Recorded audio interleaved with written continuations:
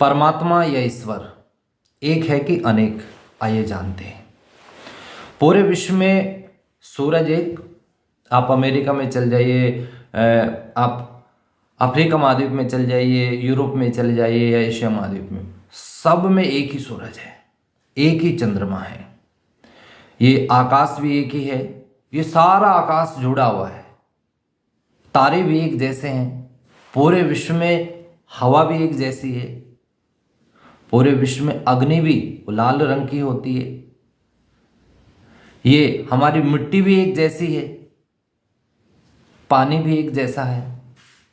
और मनुष्य जाति को ही देख ले, पूरी मनुष्य जाति के वही 2 आंख है, 2 कान है, नाक है, मुंह है, 2 हाथ है, 2 पैर है, 1 हार्ट है, 1 लीवर है, 2 लंग्स हैं, 2 आंतें हैं, छोटी बड़ी आंतें, 2 किडनी हैं, और हर एक व्यक्ति के वही मन है, बुद्धि है, आत्मा है।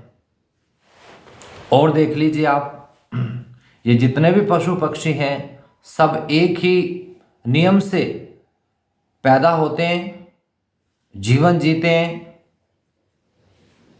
पेड़ पौधों को देख लीजिए, पूरे विश्व में पेड़ पौधे की जो जन्म लेने की प्रकृति है और फिर धीरे धीरे वो ग्रोथ करते हैं, फिर उनके अंदर फल आते हैं, तो एक जैसा नियम ही पूरे विश्व में है।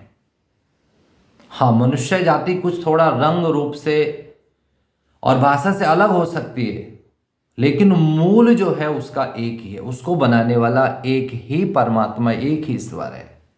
इसलिए परमात्मा एक है, 2 नहीं है। ये कुछ कुटिल चाल वालों ने अपने स्वार्थ के लिए इतने सारे परमात्मा बना दिए, इतने सारे देवी देवता बना दिए, और लोगों को, मनुष्य जाति को हिंदू, मुस्लिम, सिख, ईसाई, जैन, बौद्ध, पारसी इनमें बांट दिया। जब सब कुछ परमात्मा का एक जैसा है पूरे विश्व में,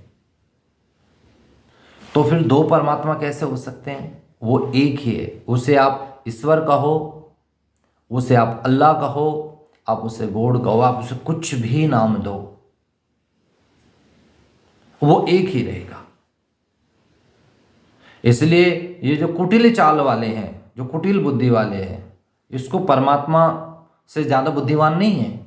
और याद रखना, जब इस दुनिया से जाएंगे तो ये बहुत पाप लेकर के अपने साथ में जाएंगे, और इनका फल इनको इस जन्म में भुगतना पड़ेगा और अगले जन्म में भुगतना पड़ेगा। इसलिए एक की शरण में आओ, उस एक परमात्मा की शरण में आओगे, तुम्हारे सारे रोग, शरीर के रोग, मन के रोग और जीवन के दुख सब खत्म हो जाएंगे। एक की शरण में आओ, और उस परमात्मा का नाम है ओम, उसी में हमारा कल्याण निहित है।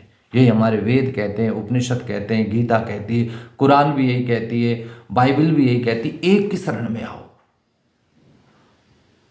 ये बात अगर ऋषि मुनियों की आपको अच्छी लगे, क्योंकि मैं तो सिर्फ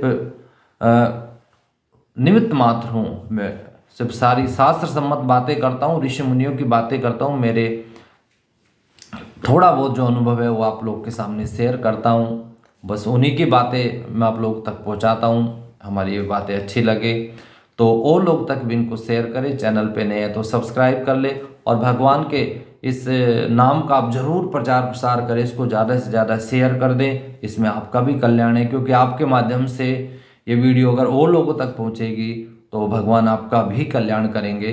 और चैनल को जरूर सब्सक्राइब करें और ऊपर भी करवाएं। ओम शांति।